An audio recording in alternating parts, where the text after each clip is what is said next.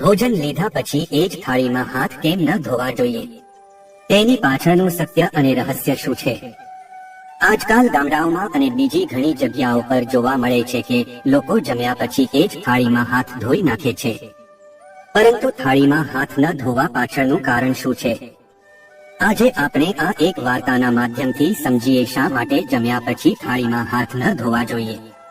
પરંતુ તેના પહેલા કોમેન્ટ બોક્સમાં હર હર મહાદેવ લખીને અમારી ચેનલને સબસ્ક્રાઇબ અવશ્ય કરજો. એક ગામમાં એક ગરીબ માણસનો પરિવાર રહેતો હતો. તેનું નામ અમર હતું.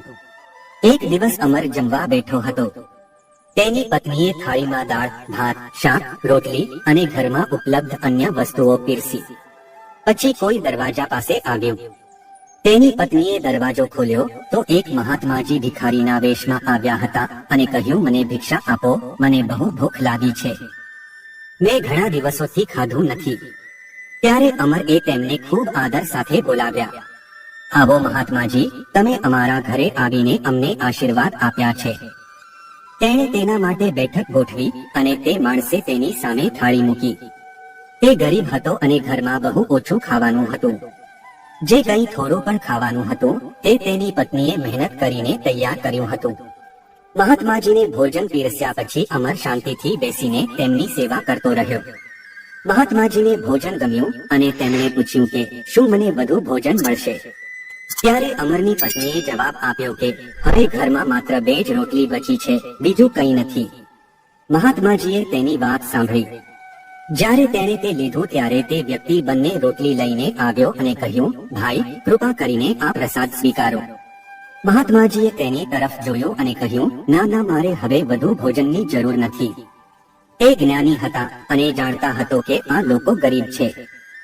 તેણે અમર પાસેથી રોટલી લેવાની ના પાડી.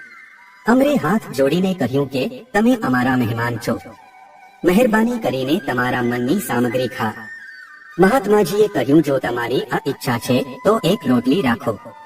એક રોટલી પીરસવામાં આવી અને એક રોટલી બાકી રહી ગઈ. મહાત્માજીએ દાળ, ભાત, શાક અને 5 રોટલી ખાધી. તેઓનું પેટ ભરાઈ ગયું અને તેઓ સંતુષ્ટ થઈને પોતાના રસ્તે ચાલ્યા ગયા. હવે ઘરમાં માત્ર પતિ પત્ની જ બચ્યા હતા. તેઓએ વાસણો અને થાળી બહાર રાખી હતી. ઘરમાં જે કંઈ બચ્યું હતું, થોડી દાળ, થોડું શાક અને અડધી વાડકી ભાત, બંને મળીને પોતપોતાની થાળીઓ ભરી. તેઓએ બાકીની રોટલીને અડધા ભાગમાં વહેંચી દીધી. તેઓએ આખો દિવસ કંઈ ખાધું ન હતું. આ તેમનો એકમાત્ર ખોરાક હતો. બંનેએ તે પ્રસાદ સ્વીકાર્યો. તમે કલ્પના કરી શકો છો કે અડધી રોટલી અને થોડો ખોરાક કોઈનું પેટ કેવી રીતે ભરી શકે છે. પણ તેઓએ બીજું કંઈ ખાધું નહીં. તેણે થોડું ભોજન પણ સંતોષથી ખાધું. જમ્યા પછી તેણે હાથ ધોયા. જૂના જમાનામાં લોકો હંમેશા હાથ ધોવા માટે બહાર કે આંગણામાં જતા હતા. તેઓ થાળીમાં હાથ ધોવાને અશુદ્ધ માનતા હતા. એવું માનવામાં આવતું હતું કે આજે પણ ઘણા લોકો આ પરંપરાને અનુસરે છે. માઉન્ટ આબુમાં ભોલેનાથના ભંડારા જેવા વિશાળ ભંડારોમાં જ્યાં રોજ 30 થી 40 હજાર લોકો ભોજન કરે છે, ત્યાં પણ કોઈ થાળીમાં હાથ નથી ધોતું. આ નિયમ છે. પરંતુ આજકાલ ઘણા લોકો તેને આળસના કારણે થાળીમાં જ હાથ ધોવા લાગ્યા છે. આજકાલ લોકો એટલા આળસુ બની ગયા છે કે તેમને હાથ ધોવા માટે વોશ બેસિનમાં જવાની પણ જરૂર નથી લાગતી. તેઓ થાળીમાં જ હાથ ધોઈ લે છે. પરંતુ આ યોગ્ય નથી. પ્લેટમાં ક્યારે હાથ ન ધોવો. તેને ભગવાનનો પ્રસાદ માનવામાં આવે છે. જ્યારે આપણે ભોજન બનાવીએ છીએ ત્યારે ભક્તિના માર્ગ પર ચાલનારા ઘણા લોકો તે ભગવાનને અર્પણ કરે છે. થાળીમાં ભોજન પીરસ્યા બાદ તેમાંથી થોડું ભોજન કાઢીને ભગવાનના નામ પર ચઢાવવામાં આવે છે. કેટલાક લોકો થાળીને પાણીથી ફેરવીને ભગવાનને ભોજન અર્પણ કરે છે અને પછી પ્રસાદ તરીકે તેનું સેવન કરે છે. ભગવાનને જે ભોજન ચઢાવવામાં આવે છે તે માત્ર અન્ન જ નથી પણ પ્રસાદ બની જાય છે. આવા પ્રસાદના દરેક દાણાનું આદરપૂર્વક સેવન કરવું જોઈએ. તેને ફેંકી ન દેવું જોઈએ.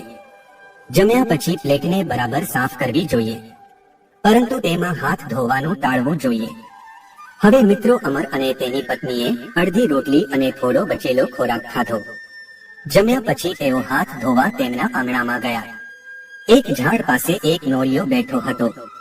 તમે નોળિયા વિશે જાણો છો કે સાપ અને નોળિયા વચ્ચેની લડાઈમાં નોળિયો હંમેશા જીતે છે. અમરે હાથ ધોતાની સાથે જ હાથ ધોવાનું પાણી નોળિયાની પૂંછડી પર પડ્યું અને નોળિયાની અડધી પૂંછડી ભીની થઈ ગઈ. અચાનક નોળિયાએ જોયું કે તેની પૂંછડીનો ભીનો ભાગ સોનામાં ફેરવાઈ રહ્યો છે. તે ચમકવા લાગ્યો. આશ્ચર્યચકિત થઈને તેણે અમરને કહ્યું, ભાઈ, તે જે પાણી મારા પર રેડ્યું તેનાથી મારી પૂંછડીનો રંગ સોના જેવો થઈ ગયો છે. જો કેવું અદ્ભુત છે. હવે તમે એક કામ કરો, મારા આખા શરીર પર પાણી રેડો. નોળિયાએ કહ્યું, ભાઈ, જો તમારા પાણી રેડવાથી મારી પૂંછડી સોના જેવી થઈ ગઈ છે, તેથી મારા આખા શરીર પર પણ પાણી રેડો. હું સંપૂર્ણ સુંદર અને સોના જેવો ચમકતો થઈ જઈશ. આના પર અમરે જવાબ આપ્યો, ના, મેં હમણાં જ હાથ ધોયા છે. ઠીક છે, પણ તમે મને કહો કે તમારા પાણીથી મારી પૂંછડી કેવી રીતે સોનેરી થઈ ગઈ? હવે હું ઈચ્છું છું કે મારું આખું શરીર સોનેરી થઈ જાય, જેમ અત્યારે તે ચમકે છે. તમે કાલે ફરીથી મારા પર તમારા હાથ ધોઈ લેજો. અમરે હસતા હસતા કહ્યું, આમ કરવું મારી શક્તિમાં નથી, પણ તમે ધર્મરાજ યુધિષ્ઠિરના રાજ્યમાં જાઓ. ત્યાં બહુ મોટો યજ્ઞ યોજાઈ રહ્યો છે. ત્યાં ઘણા તપસ્વીઓ, મહાત્માઓ અને બ્રાહ્મણો આવશે. તેઓ ભોજન કરશે અને તમારા પર હાથ ધોઈ નાખશે, અને તેના હાથના પાણીથી તમારું આખું શરીર સોના જેવું થઈ જશે. તો સમજવું કે ધર્મરાજાનો યજ્ઞ સફળ થયો છે. આથી નોળિયો ખુશ થઈ ગયો અને તરત જ ધર્મરાજા યુધિષ્ઠિરના રાજ્ય તરફ પ્રયાણ કર્યું. ધર્મરાજા યુધિષ્ઠિરના યજ્ઞમાં લાખો લોકોએ હાજરી આપી હતી. બ્રાહ્મણો, તપસ્વીઓ અને મહાત્માઓ બધાએ ખાધું અને હાથ ધોયા. નોળિયો પણ ત્યાં બેસી ગયો, પણ તેનું બાકીનું શરીર સોનામાં ફેરવાયું નહીં. જ્યારે યજ્ઞ પૂરો થયો અને દરેક પોતાની દક્ષિણા લઈને ચાલ્યા ગયા, ત્યારે ધર્મરાજા યુધિષ્ઠિરે સભા બોલાવી. સભામાં અર્જુન અને ભીમે કહ્યું કે આટલો મોટો યજ્ઞ અને અન્નદાન ઇતિહાસમાં પહેલા ક્યારેય થયું નથી. અમારા મોટા ભાઈ ધર્મરાજ યુધિષ્ઠિરે સોનું, ચાંદી, હીરા અને મોતીનું દાન કર્યું, જે આજ સુધી કોઈએ કર્યું નથી. ત્યારે નોળિયાએ અટકાવીને કહ્યું, ભીમ ભૈયા, ચૂપ રહે, અહીં કોઈ નથી. જો યજ્ઞ ન થયો હોય તો સાચો યજ્ઞ તે ગરીબના ઘરમાં જન્મ્યો હતો. ત્યારે ભીમે આશ્ચર્યચકિત થઈને પૂછ્યું કે તમે કોણ છો અને તમારું અડધું શરીર સોના જેવું કેવી રીતે થઈ ગયું? નોળિયાએ જવાબ આપ્યો કે હું તો નોળિયો છું, પણ મારી પૂંછડીનો ભાગ સોના જેવો કેમ થઈ ગયો તે જાણવા તમારે મારી વાર્તા સાંભળવી પડશે. નોળિયાએ કહ્યું, મહારાજ, નજીકમાં એક ગામ છે. તે ગામમાં એક ગરીબ માણસ રહે છે, જે સંપૂર્ણ ભક્તિ અને ભાવનાથી ભગવાનને માને છે. તેને દીક્ષામાં જે કંઈ મળે છે એ તેમાંથી ભોજન રાંધીને ખાય છે. નોળિયાએ આગળ કહ્યું કે તે દિવસે જમ્યા પછી હાથ ધોતાની સાથે જ હાથ ધોવાનું પાણી મારા પર પડ્યું અને મારું અડધું શરીર સોનામાં ફેરવાઈ ગયું. તેણે મને કહ્યું હતું કે તારું આખું શરીર સોનામાં ફેરવાઈ જાય તો સમજવું કે યજ્ઞ પૂરો થઈ ગયો. પણ ભાઈ, અહીં તો કેટલાય બ્રાહ્મણોએ ભોજન ખાધું છે અને હાથ ધોયા છે, પણ મારું શરીર સોનું બન્યું નથી. અને તમે કહો છો કે યજ્ઞ થઈ ગયો અને ધર્મરાજ યુધિષ્ઠિર સફળ થયા છે. તે દરમિયાન શ્રી કૃષ્ણ સભામાં બેઠા હતા અને હસતા હતા. અર્જુને તેને કહ્યું, ઓ શ્યામ સુંદર, તમે જ અનુમાન લગાવો કે આ નોળિયો કોણ છે અને શું કહે છે. કૃપા કરીને અમને જણાવો કે શું યજ્ઞ ખરેખર પૂર્ણ થયો છે કે નહીં. સભામાં સૌની ઉત્સુકતા વધી ગઈ. ધર્મરાજ યુધિષ્ઠિર એ આટલી બધી સંપત્તિ અને સંસાધનો ખર્ચા, પણ નોળિયો કહે છે કે યજ્ઞ પૂર્ણ થયો નથી.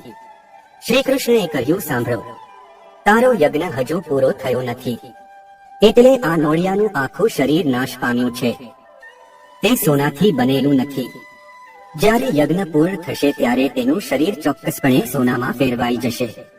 અર્જુને જિજ્ઞાસા સાથે પૂછ્યું, પ્રભુ, મારા ભાઈ એ જે યજ્ઞ કર્યો હતો એટલો મોટો યજ્ઞ આજ સુધી કોઈએ કર્યો નથી, પણ તેના શરીરનો અડધો ભાગ કેવી રીતે સોનાનો થઈ ગયો? આ કોણે કર્યું? એક યજ્ઞ કરવામાં આવ્યો જેના કારણે તેનું શરીર સોનાનું થઈ ગયું. ત્યારે શ્રી કૃષ્ણએ અર્જુનને કહ્યું કે આ નોળિયો એક ગામમાં ગયો હતો જ્યાં એક ગરીબ માણસ રહેતો હતો. તે વ્યક્તિએ સાચી ભક્તિ અને માંગણી સાથે ભગવાનને યાદ કર્યા. તેના મનમાં કોઈ કપટ ન હતું. તેઓ એક સરળ અને સંતોષી વ્યક્તિ હતા. એક દિવસ તેઓ જમવા બેઠા હતા ત્યારે એક મહેમાન આવ્યા. તેણે તરત જ તેની થાળી મહેમાનની સામે ખસેડી અને તેને સંતોષકારક ભોજન પીરસ્યું. તેણે અડધી રોટલી પોતે ખાધી અને બીજી અડધી પત્નીએ ભગવાનનો આભાર માનીને ખાધી. તે ખુશ અને સંતુષ્ટ હતો. તેમનું સંતોષકારક વર્તન એ જ તેમની સાચી ભક્તિ હતી. ત્યારે નોળિયાએ કહ્યું, જ્યારે તે ભક્તે ભોજન કર્યા પછી હાથ ધોયા ત્યારે તેના હાથમાંથી પાણી મારા પર પડ્યું. તે જ ક્ષણે મારું અડધું શરીર સોનામાં ફેરવાઈ ગયું. અર્જુને પૂછ્યું, પ્રભુ, આ કેવી રીતે શક્ય છે? શ્રી કૃષ્ણે હસતા હસતા કહ્યું, અર્જુન, તારા ભાઈએ આના પાછળ કરોડો રૂપિયા ખર્ચા છે. સાચા ભક્તને યજ્ઞ કરીને જે પુણ્ય મળ્યું તેના કરતા વધુ પુણ્ય મળ્યું. શ્રી કૃષ્ણએ કહ્યું કે ગરીબ વ્યક્તિ તેની સંપૂર્ણ સંપત્તિ અથવા તેની થાળીમાં રહેલું ભોજન મહેમાનને સમર્પિત કરે છે. તેની પાસે 4 રોટલી હતી અને તેણે તે દાન કરી દીધી. તેણે બધું દાન કર્યું હતું અને તેથી તેને સૌથી મોટું પુણ્ય મળ્યું. અર્જુને પૂછ્યું, ભગવાન, આ નોળિયાનું આખું શરીર ક્યારે સોનામાં ફેરવાશે? શ્રી કૃષ્ણે કહ્યું, તમારા રાજ્યમાં એક ભૂખ્યો તપસ્વી છે. પહેલા તેને શોધો. શોધખોળ કરતા જાણવા મળ્યું કે જંગલમાં એક મહાત્મા ભૂખ્યા થઈને તપસ્યા કરી રહ્યા હતા. તેઓને મિજબાની માટે આમંત્રણ આપવામાં આવ્યું હતું. તેઓએ ખાધું અને હાથ ધોયા. ત્યારે તેમના હાથમાંથી પાણી નોળિયાના શરીર પર પડ્યું. નોળિયાનું આખું શરીર સોનેરી થઈ ગયું અને તેના વાળ સોના જેવા ચમકવા લાગ્યા. તે જ સમયે ત્યાં મૂકેલી બેલ જાતે જ વાગવા લાગી. શ્રી કૃષ્ણએ કહ્યું કે હવે યજ્ઞ પૂર્ણ થયો છે. તો શ્રી કૃષ્ણએ કહ્યું કે યજ્ઞ ત્યારે જ પૂર્ણ થાય છે જ્યારે જરૂરિયાતમંદોને ભોજન આપવામાં આવે છે. સૌથી મોટો યજ્ઞ અન્નદાન છે. ભૂખ્યાને ભોજન કરાવવું એ અન્ય યજ્ઞ કરતા મહાન છે. એટલા માટે તમે જે પણ દાન કરો તે સાચા હૃદયથી કરો. ભૂખ્યાને ભોજન કરાવવું એ સૌથી મોટું પુણ્ય છે. તો મિત્રો, જો તમને આ વિડીયો પસંદ આવ્યો હોય તો વિડીયોને લાઈક અને શેર જરૂરથી કરજો અને કોમેન્ટ બોક્સમાં હર હર મહાદેવ અવશ્ય લખજો.